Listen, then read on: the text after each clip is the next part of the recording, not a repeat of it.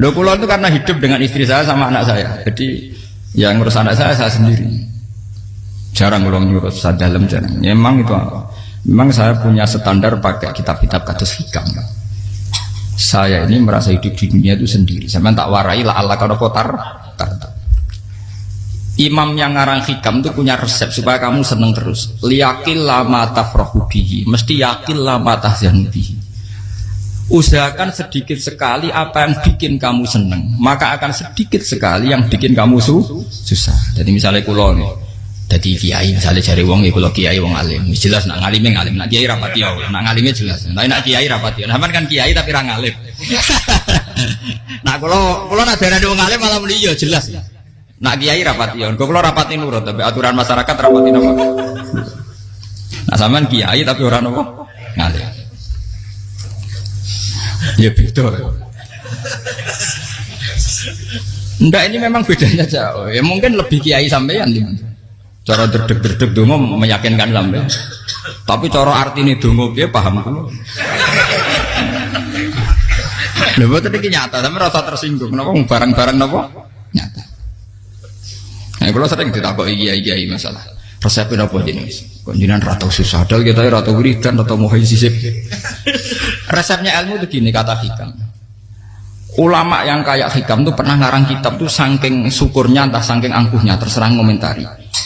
Kamu harus yakin bahwa di sisa hidup Anda itu tidak akan maksiat lagi. Sehingga kalau kamu ditakdir maksiat, anggap saja akhlu maksiatin kudirat alaika. Anggap itu yang siapa yang menganggap mohal bahwa dia tidak akan dosa sampai mati, berarti menganggap Tuhan itu lemah. Karena cara berpikir kita kan bayangkan hidup itu 40 tahun lagi. Misalnya saya sekarang umur 40, bayang umur kadang 4 tahun meneh. Sampean misalnya umur selawe, bayang selawe tahun meneh. Sehingga menganggap dalam durasi selawe tahun kok orang maksiat kan mohal. Apalagi sampai sudah tahu maksiat itu bakat tempah. Ya maksiat ya kelas-kelasan, nak bikin pacaran. Nak wong iso omah ya nakal, nak sing setengah soleh ya berbau proposal ya sesuai kontaknya dhewe-dhewe. Itu kan urusan masing-masing. ya itu kan urusan masing. Moe wakisabu ala wong ngono ora ana sing roh wakisabu ala.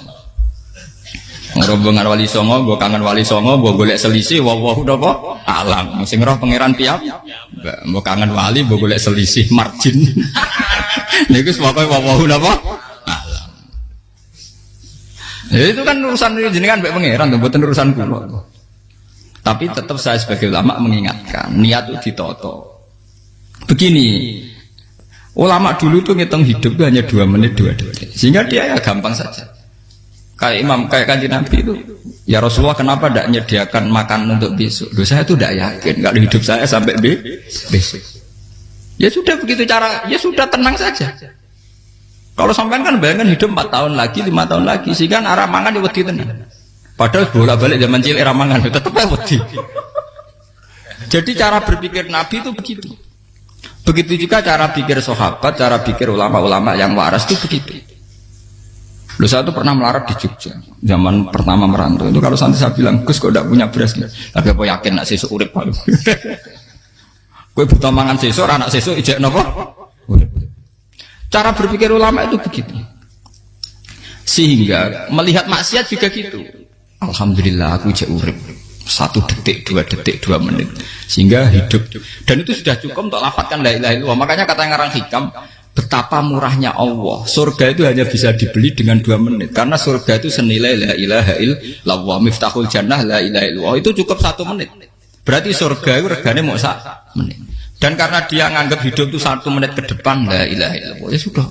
Dia ngitungnya hidup itu per menit. Kalau sampean kan enggak, per 10 tahun, per 20 tahun. Sehingga kriminal betul, cara pandang sampean itu kriminal betul. Sehingga bayang lo kudu di duwe, kudu di bojo, nak kiai kudu di pengaruh. Lah kalau saya enggak. Saya meskipun enggak sehebat itu, tapi mewarisi keilmuan mereka. Jadi misalnya saya jadi ulama, itu bayang non, di santri musitok. Islam pokoknya ke Ahmadiyah ya gitu saja. Ya pokoknya ya sudah gitu. Orang bayangno santri sing pampinan takwa khusyuk salam tempel demen gelo, demen apa?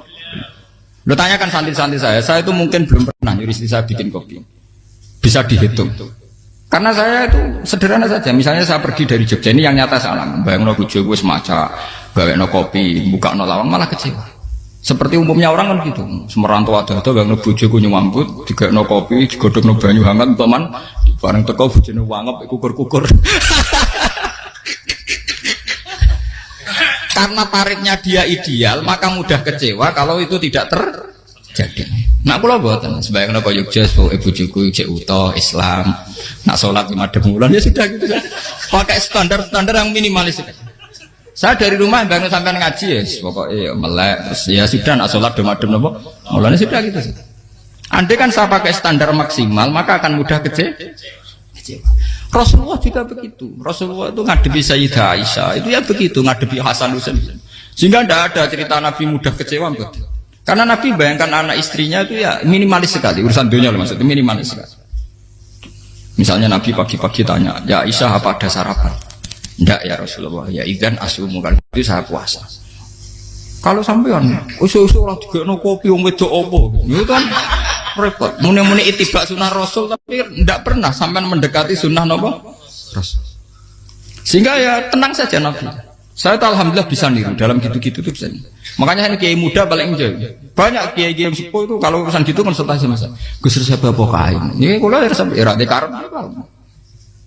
Juga saya tidak pernah bayangkan apa tanggaku seneng aku atau ora sing ngaji aku kecewa tidak pernah bayangkan. Sampai itu kan makhluk tidak penting. Kecewa tidak kecewa itu tidak benar. Saya itu orang alim ngerti ini warido kamat lubi ora waridokum. Yang tak gulai ridane pengiran antara ridane sing ngaji ridane konsumen. Itu apa makhluk tidak penting. Itu harus dilatih. Harus napa? Sehingga orang tuh kalau biasa sholat, maksudnya biasa takluk be Allah mesti la Allah katardo, mesti gampang puas. Karena dia iktifa ngalap cukup be Allah Subhanahu wa taala. Saya sebagai manusia juga sering ditangisi istri. Misalnya saya sering ke Jogja sendirian. Nah ninggalan nopo, ninggalan ibu milih pengiran. Misalnya mati ninggalan ya paling aku mau ngapain nih suara. Paling uang nangis gue kegiatan. Bukan apa. Ingin saya bahwa konstitusi ulama itu masih iktimat Allah. Kalau kita kan enggak. Cara berpikir kita ngaji itu ideal sing ono podium, sing ngaji kelaminan takwa kabeh, ketunan kaji kabeh, ndiluk kabeh. Kita akan pakai standar-standar yang dengan asumsi kita.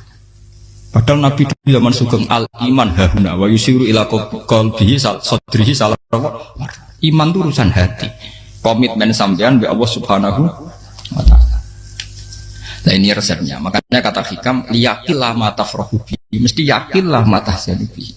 Sedikitlah kamu gembira dengan satu hal. Nanti akan sedikit kamu yang kecewa. Artinya misalnya kados kula sebagai ulama seneng kula nu kok ijek iman. Ya nggak kayak wong awam. Ya sudah gitu. Jadi misalnya suatu saat kula jatuh. Yang ngaji saya gak semeneng dadi kupeding. Wong sing seneng kula bubar kabeh. Kula ora susah, miskola darah bener. Gus saiki jenengan ora sing seneng. Ya tenang saja. Sing ora seneng makhluk ora jelas.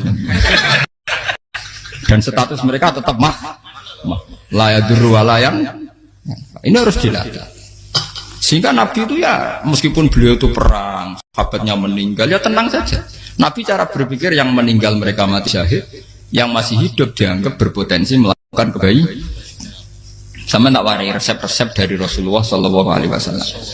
Saya ini sebetulnya memaksa, menjelaskan ini maksa, karena saya inginnya jadi ulama yang kayak umumnya orang, tidak ideal amat. Tapi kan saya ditekdir ilmunya itu ideal, jadi terpaksa saya jelaskan. Tapi kalau perilaku saya tidak akan ideal. Soalnya ngawur, saake mari Ghafuri pengiran nganggur bolak-balik cerita. Ada seorang wali, karena dia wali itu doa di multazam, ya Allah saya ini minta satu hal. Karena dia wali maka tidak minta uang, tidak minta jabatan, minta engkau takdir saya tidak pernah maksiat. Itu kan bagus sekali, minta doa ditakdir gak maksiat kan ada. Dari pengiran malah Syafi'i. Fa'ena ada ghufran. Karena tahu maksiat malah sifat ghafurku tak ada kok endi. Gamare pengiran kan sifat ghafurku rak nganggur. Malah tidak ada orang selain Nabi kecuali ditakdir tahu maksiat. Dan sifat ghafuri pengiran efektif. Paham apa? Lara sampean kan ghafure kok nggo kabeh. Dadi karek sajidul iqab. Karena maksiate sampean sering. Jadi sifat ghafure wis berlaku aktif. Saya karek nunggu sifat sajidul iqab. Paham ya? Itu beda dengan wali-wali. sifat sadidul iqab mau aktif, mereka tidak punya dosa. Malah pangeran bingung gak kok sifat ghafure. Apa tak kok ghafur atau dosa. Didakoki sadidul iqab gak tahu maksiat. Jadi pangeran malah sing bingung. Nak kowe ora tau maksiat ghafur kok tak dakoki. Kok ora tau maksiat, wong iku ora tau apa? Didakoki sadidul iqab gak mungkin atau maksiat. Lah pangeran ape dakok ghafur kan syaratnya dosa sik. Sampeyan kan walian. Ghafure wis dintekno. Keseringan kepake, paham ya? Karek nopo? Karek sadidul iqab. Ya itu memang standar Tuhan. Semua Quran itu kalau nyeritakan gitu. Nabi ibadi anni anal ghafurur rahim. Kawulaku ceritani aku ghafurur rahim, tapi yo ceritani wa anna adabi wal adabul alim. Jadi Nabi ibadi anni anal ghafurur rahim wa anna adabi wal adabul alim. Kalau Nabi Ibrahim, Nabi Muhammad inna rabbaka lasari'ul iqab. Pangeran cepat nyiksane, tapi wa innahu laghafurur. Jadi dua sifat ini pasti aktif. Dan tentu ulama itu senang sifat ghafur itu ya meskipun aktif, tapi mereka tidak pernah ngambil fasilitas sifat nopo. Kula baleni malih. Sehingga kayak Sayyidina Umar radhiyallahu anhu ketika beliau pertama jadi khalifah, ini cerita di kitab Hayati Sahabat. Pertama dia jadi khalifah, orang mengira dia akan ngomong hal-hal yang besar, visi besar tentang negara, visi besar tentang izzatil Islam wal muslim.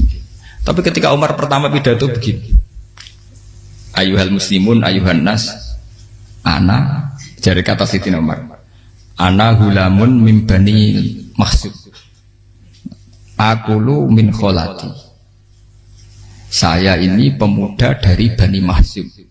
Kecil saya bisa makan karena bulik-bulik saya punya kebun kurma yang kalau saya memanen diopahi beberapa biji, dan itu menjadi kuti wahayati, menjadi saya bisa hidup. Terus wassalamualaikum warahmatullahi wabarakatuh. Orang itu penasaran semua. Orang jadi khalifah pertama dibenem jadi Amirul Mukminin, pidatonya ngenang masa kecilnya ra kelar mangan, kelare mangan mergo buruh bulike, paham ya? Ngondoh kurma terus dikai tamarotin, beberapa kurma sing dadekno iso, dan itu saya pakai sampai ketemu Allah Subhanahu wa taala. Saya pakai misalnya sekarang saya mulya, misalnya kalau dibilang mulya ya ana sing nyucup, ana sing husnudzon, ana sing hormat, macam-macam sawangane. Itu bodoh sekali kalau saya menikmati itu, bodoh sekali. Paling banter nikmati dicucup dihormati itu apa? Tapi kalau nikmatnya bisa makan saat itu tuh nyawa. SBY jadi presiden prestasi, Gus Dur jadi presiden prestasi, tapi umpama presiden tetap mangan. Prestasi tertinggi adalah bisa makan selisat dirumki gojogonyo. Makanya Umar mengingatkan, sebetulnya nikmat tertinggi saya itu tidak saat saya jadi khalifah, saat itu kok aku iso mangan, cara gak aku mati. Paham ya? Jadi itu luar biasa. Kita ini kan menjadi angkuh karena ngitung nikmat itu yang besar-besar, punya prestasi, punya. Kalau saya enggak ngitung nikmat itu kelar mangan gak mati, kan gampang. Sehingga saya tidak mudah kecewa karena tarifnya minimalis, gak gampang apa? Jadi misalnya kalau kapan-kapan kok berhubung, Gus ini Tuhan rasanya jangan ngeten-ngeten. Oh makhluk itu ya gak apa-apa. Kalau distatuskan kiai kan seakan-akan ngomongnya sakral, seakan-akan mandi. Tapi nak tak status, oh makhluk itu ngomong ngono ya sudah kan. Menjadi kan sudah distatuskan sebagai apa? Makhluk. Tentu makhluk statusnya la yadurru wala yanfa. Di sini ini penting. Orang-orang ahli tauhid tentu tidak punya kesusahan. Innalladzina qalu rabbuna wa tsummas taqamu. Itu mesti tidak ada kesusahan sama sekali. Misalnya ulama-ulama dulu mau mati, ya tenang saja. Mati kedua itu mati paling menantang, ya, menyenangkan sekali. Karena mati yang seru itu mati zaman Al-Adam. Misalnya saya kelahiran tahun 70. Tahun 40-50 kan belum ada saya. Itu mati yang sejati karena Al-Adam. Kenapa? Al-Adam tidak ada. Mati yang nanti itu mati yang petualangan, karena saya mati setelah menyaksikan kekuasaan Allah, setelah husnudzon sama Allah, sehingga mati yang menuruti kerinduan akan ketemu sang kekasih. Makanya Jalaluddin Ar-Rumi ketika mau meninggal dan orang-orang muridnya nangis, dia marah-marah. Hei murid-muridku, betapa bodohnya engkau. Saat kayak ini yang saya tunggu, saya sudah menyesal berusaha sampai Allah dat tak senang. Aku kecewa waktu makhluk-makhluk koyo kowe. Saiki wis wayahe aku goleki kholik dat tak senengi malah mbok tangi. Cek bodone kowe. Saat-saat sing tenteni malah mbok tangi. Betapa aku lamanya menunggu kematian ini. Mergo hidup itu keterpisahanku mbek Allah, kemen ketemu kowe. Mulane Jalaluddin Rumilah yang mengistilahkan mati itu malam pengantin. Makanya fal'an awanu sirok minkum wa awan wisol habibi. Ini saat yang indah karena ketemu dengan berpisah dari makhluk-makhluk yang tidak penting menuju sama Habibi kekasihku. Jadi yang misalkan mati itu malam pengantin. Semenjak istilah itu populer sehingga di Jawa anak orang ngipi jadi nganten takwilane mati. Itu filosofi sufi, ya filosofi apa? Lah niku tenan. Begitu juga sahabat-sahabat dulu. Bilal mau meninggal, anaknya udah nangis. Bilal lagu ya. Ditanya sama anaknya, kenapa anak-anak kamu nangis? Dan jenengan badhe kapundhut. Aku malah seneng nang mati. Hudan nalqal akhibah Muhammadan wa hisbah. Aku nak urip ketemune mbek kowe terus. Malah nak mati ketemu Nabi Muhammad. Hudan nalqal akhibah Muhammadan wa hisbah. Nah, dengan cara pandang begitu maka hidup itu enjoy saja. Ya saya sebenarnya keberatan pakai kelas ini, keberatan karena saya harus ngulang sampean-sampean itu. Ya makanya potensi kayak saya tentu mengurangi jadwal ketemu. Makanya saya mohon kalau tidak penting itu jangan sungkan. Anggap saja itu bagian dari hormat saya. Ya minimal sampai anak misalnya di dua saya ketahui gue jajan pentolan nah melapo mau kesuwan bareng malah repot. Gue ganggu uang anak peleleran pak. Nah misalnya sampai kepentak kok hukum uang nak pinter hukumnya takokan ya ringan takok kita tanggam paling bisa karena pertanyaan yang ringan tentu ya ringan-ringan saja kan. Gak perlu kiai kali ber. Sampeyan ora usah GR. Kalau pertanyaannya angel Gus gak ono sing iso jawab. Wong nak ra alim tahke, iku pertanyaane ya ora patimu mutu. Iku wis kangelan ngoten. Ini mboten ngenyek tapi padha enak. Padha napa? Makanya kalau latih. Jadi hikam sendiri itu ada manhaj, ada metode. Kalau orang supaya tardo, liyakil lama tafrohubi, yakil lama tahsenu. Anak saya itu kalau habis main pulang, itu saya senengnya pol. Istri saya pernah jangan. Gus, anak mulai senengnya dek biro-biro, anakku gemulai nih ngomahku, misalnya terus biasa. Saya terus anakku lo main mulai itu seneng. Biro-biro anakku mulai nih ngomah. Dipanggil anak saya bapak itu senengnya sak boleh. Biro-biro ada saya manggil bapak. Jadi saya pakai standar minimalis sekali. Saya tidak pernah pakai tarif. Dia anak yang ideal dihormati orang. Sampai anakku sujud nih pangeran, ngerti pentingnya mau tasbih. Makanya anak saya tak namakan tasbih semua. Itu ya sudah selesai. Saya tidak pernah bayangkan anak saya jadi kayak besar dihormati jemput. Mari gampang kecil. Ya, sekolah kan Sayyidina Umar. Saya pemuda dari Bani Mahzum. Yang kecilnya bisa makan karena buruh bulikku. Akal tuh tamarot. Wah itu saya baca tuh nangis betul. Betapa hebatnya Sayyidina Umar. Mengingatkan ulang bahwa nikmat tertinggi itu ya makan karena makan kaitannya ya, orang jadi bupati, enggak jadi bupati tetap makan. Jadi kalau ngantin saya tarifnya minimalis sekali. Oh, kalau orang sudah makan gitu, lah Allah kata tertentu mudah sekali. Tapi kalau sampai tarifnya itu harus di mobil, kudu sangune akeh. Masuk gue mobil gak sanggup akeh.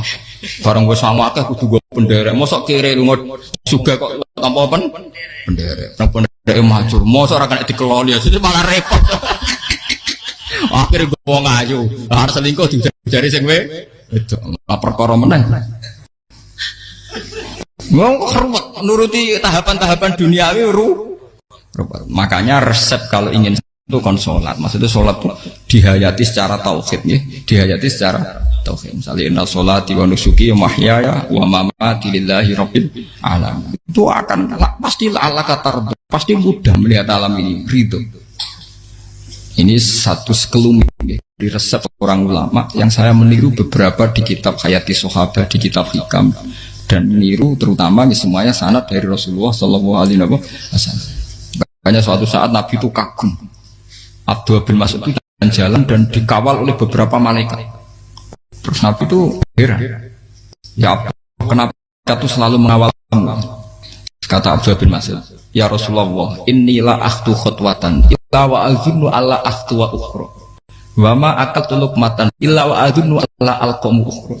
Saya itu tidak pernah melangkah kecuali saya tidak pernah yakin apa betul saya bisa melangkah lagi. Jadi perlangkahnya itu dia iktimat Allah. Dan saya tidak pernah mengunyah satu kunyahan kecuali saya tidak yakin apa betul saya bisa mengunyah lagi. Setiap kunyahnya tetap semuanya ada bismillah, semua itu atas nama pertolongan atas kata Rasulullah. Orang kakak Andaikan saya ada nabi terakhir itu jadi nabi. Jadi kemana? Makanya dulu nabi itu sering ngendikan, andaikan orang-orang kayak gitu itu ada nubuah, tentu mereka punya derajat nopo nubuah. Jadi tidak jadi nabi tapi punya derajat nopo nubuah. Lah orang yang cara berpikir gitu tentu tidak khawatir apa yang hilang dari dirinya, karena dia berkontrak dengan Tuhan hanya per menit per detik. Kamu punya resep al-mu'min yusiru sana Allah ayakuna li nafsi dzakiron. Seorang mukmin yang sejati tentu kontaknya dengan Allah Subhanahu wa taala, dan dia tidak pernah ingat dirinya sendiri. Kayak sampean pas umat tapiil, Allahu akbar, Allah maha besar, subhanak. Selalu ana wong ngrasani itu termasuk lali utange barang itu. Tapi yang jelas kan menjadi enjoy dengan dirinya sendiri. Paham ya? Menjadi enjoy dengan dirinya. Karena dia tidak sering punya kontrak dengan makhluk. Nah ini maksudnya la'ala kamu tarta.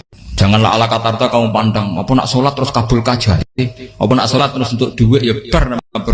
Karena cara pikir iso aja nak duit ya. Duit ya. Dan ini resep ya. Dan resep ini dari ulama-ulama yang istinad ila Rasulullah Shallallahu Alaihi Wasallam. Karena kalau Nabi itu memang cara pandang. Aisyah itu pernah ditanya. Ya Aisyah, saya ini ingin makan. Apa yang dari sahabat ini masih? Wah ya Rasulullah sudah habis karena tak kasihkan tetangga. Itu Nabi tidak marah-marah, malah bilang, kamu benar Aisyah. Biru yang kamu kasihkan tuh yang masih. Kau nak daging dipangan dewe kadang nuruti nafsu. Nak dikekno wong sudah kau nuruti perintah pengen.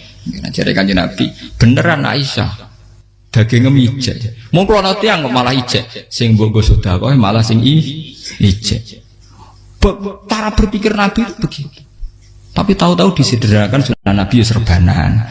Lah itu kan ya memang itu bagian dari sunnah Nabi, tapi sunnah seharga 10.000. Paham ya? Ya monggo mawon sampean sunnah Nabi serbanan gitu, tapi itu sunnah yang bisa dibeli dengan murah. Hakikatnya sunnah Nabi itu rata-rata bentuknya perilaku, napa? Zaman delok dawuh Aisyah tengene tiba berjanji kana khuluquhul Qur'an wa shimatuhul ghufran yansahu lil insan wa yafsahu fil ihsan wa ya'fu 'anil dzambi idza kana fi haqqihi wa sababi. Kana khuluquhul Qur'an, nabi ku akhlak dasare wis kaya Quran plek. Urusane akhlak. Wa shimatuhul ghufran, ciri utama sifatnya nabi gampang nyepuro. Yansahu lil insan, dan nabi punya niat baik pada seluruh manusia. Wa yafsahu fil ihsan, sering melakukan ihsan. Lah nek sunah Nabi ngoten kan luwih sering kula Quran ya wis hafal mulang. Wasimatu kufron kula gampang nyepur sampean ngaji angop ya ora tau tamu. Yang sahulil insan kula bedina nate tiyang mulang. Wa yafsahu fil ihsan tak ge gampang. Kula mulang ora tau. Itu sakmene kudu podium kudu wong dilo ya ora. Pokoke anggere kiamat dia ya medeng mulon ya sudah. Loh itu kan dawuh Aisyah ketika ditanya kaifa kana khuluqu Rasulillah, dan itu semua dijawab oleh ahwal, oleh sebuah perilaku. Tidak ada Aisyah jawab nganggo atribut. Oh Nabi itu jubahan serbanan, tidak ada itu. Memang itu sunnah ya, satu itu sunnah kan, jangan salah paham ya. Tapi itu sunnah yang tidak dijawab oleh Aisyah. Sunnah yang sampean jawab sendiri, paham? Aisyah yang istrinya Rasulullah ketika ditanya kaifa kana khuluqu Rasulillah, beliau jawab kana khuluquhul Qur'an wa simatuhul ghufran yansahu lil insan wa yafsahu fil ihsan. Semuanya akhwal wa ya'fu 'anil dzambi idza kana fi haqqihi wa sababi wa idza dia haqqu wa lam yakun li ahadi marra'ahu badihatan haba wa idza ta'ahul miskinu ajaba yaqulul haqqa walau kana murra wa la yutmiru lil muslimin hisau waladu. Semuanya itu akhwal, satu perilaku sosial. Saya mengakui kalau serbanan sunat, ya saya ngakui. Tapi sunnah plus karena saya mewakili yang akhwal tadi, yang apa? Lah mungkin untuk sampeyan, monggo kalau untuk ngisi sunnah. Tapi mbok ya adil itu. Ini bukan kritik mboten nggih. Yang meyakini serban sunat kan sudah banyak dan itu bagus. Tapi cobalah juga meyakini ahwalu Rasulillah. Makanya mansana sunnatan itu rata-rata ulama maknani siapa yang ikut sunnahnya Nabi. Rata-rata ulama nafsir ahwalu Rasulillah wa af'alu. perilaku sosial Rasul. Makanya terusannya wa idza ja'ahul miskinu ajaba. Kalau dipanggil orang miskin ya datang. Ya maksudnya ada harus orang miskin manggil pas resepsi kawin boten. Misalnya ana wong melarat kuwi di sepeda motor, wong melarat iki yo ngeteroni puskesmas ya mbok terno. Wong melarat loro yo nukono misale apa minyak kayu putih mbok tekani. Ora kok ngerti-ngerti mbok ngurusan wali matul urus sing wajib piye. Payah. Lho lan padahal miskin aja pe ora ana hadise urusan wali matul urusan mboten. Kalau orang miskin manggil ya dalam riwayat hadis ya Nabi sering dipanggil orang miskin ya Rasulullah mbok datang ke rumahku ada apa terus ya Nabi saya tuh ingin rumahku sing elek jenengan nanti salat teng mriku ya Nabi datang ya salat saja ya harus jaman fi ayyi makanin aradta an tusalli fi kamu di tempat mana kamu seneng salat teng mriki ya Rasulullah ya Nabi salat sing ngundang ya waras pisan kenangan mbek Nabi kok mae dienggo salat Nabi ambean tahu tanggung kiai kon salat kon promosekno anakmu iku paham Kiai itu nggak nunggu kersane ketampi PNS waduh. Padahal kiai ini dia anak era PNS. Kalau dulu kan sahabat ngundang Nabi itu ya gitu. Ya Rasulullah saya itu ingin sekali engkau sholat di rumahku. Fa'takhidahu musallan. Kemudian tempat yang pernah engkau sholati mau tak pakai musola pribadi. Makanya masjid kiblat itu rumahnya sahabat. Karena dulu Nabi pernah sholat di satu tempat. Adalah ono perintah tahlilul kiblat itu di rumahnya sahabat. Itu sahabat dulu itu kalau ngaturi Nabi itu kenanya ingin Nabi pernah sholat di situ.